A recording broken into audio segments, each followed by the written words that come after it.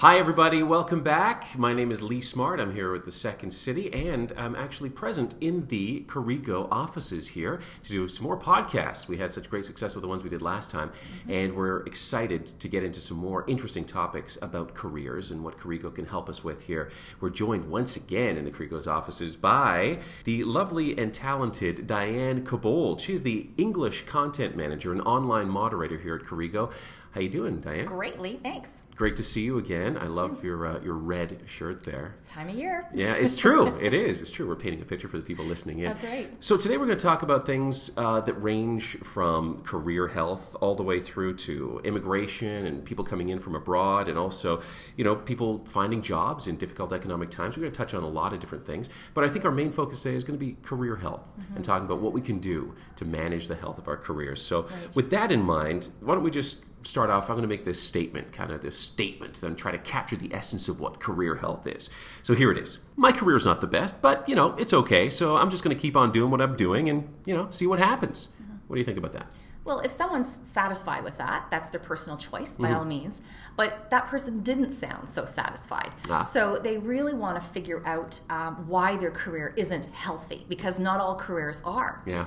And so it's not something you can kind of come up with just, in a couple seconds. You really have to start analyzing what is not making this career potentially as healthy as it could be. Yeah, exactly. So just like you go to a doctor for a physical checkup, what you're saying is, correct me if I'm wrong, but you need to have an assessment of how your career is doing. So describe to me, tell me a little bit about what is career health. What are some of the hallmarks of a healthy career, for instance? Yeah, career health is really understanding that there are different elements that can make a career successful, that you have to make sure that you're identifying your personal interests, skills, and competencies, because things can go off the rails. There are unhealthy careers out there, and you want to figure out how to really fix them. I'm sure people don't necessarily have that image of their career as an entity, of an organism, but what we're describing here is that a career can be as healthy or unhealthy as a human being can. So we want to assess that, right? We want to have tools in place. We want to have a process for figuring out just how healthy is my career. So how do we go about assessing something like that? The simplest way is really to just start with, a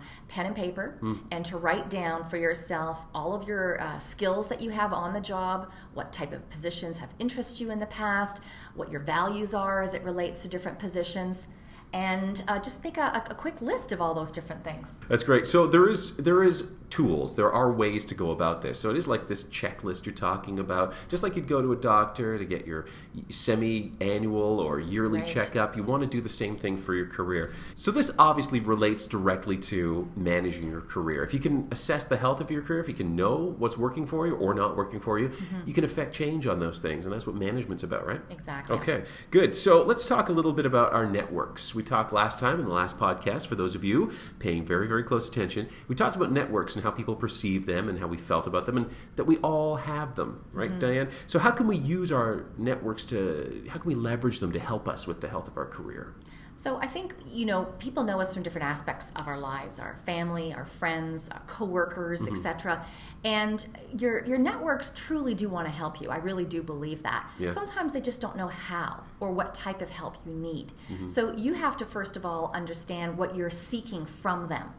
If you need help on feedback on how you worked on a recent project or how you handled a difficult employee, you want to seek feedback through your network and find out what you did well, what you could have done differently, so that you can constantly improve yourself. I love that. I love the idea of opening yourself up to that input, and I won't call it criticism, but input from people who know us, who care about us, and have our best interests at heart. And I'm sure there are excellent resources as well as that at Careego to help people assess the health of their own careers. Definitely. There's a number of different assessments they can actually take right on Careego.com. Some they can work on independently, and some actually allow them the flexibility to invite coworkers to participate and to get that objective feedback. I think that's very cool. I think, the idea of our peers helping us, and creating a culture within your organization or for yourself where it's fine to offer advice and offer input on ourselves, and we do that for others as well. Ultimately, the goal is going to be that our careers are as robust and healthy as they can possibly be, and we can guide them with love and care all the way through.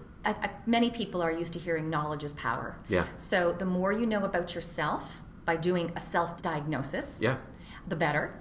And then seeking other input to find out how others perceive you also, I think will just keep your career as healthy as possible. Exactly. Really becoming aware of your strengths, as we said, and becoming self-aware and having the full picture is going to make you the strongest and the most marketable, obviously, too, as an entity, because your career is, and you're marketing yourself through these processes. Exactly. You are your product. Yeah.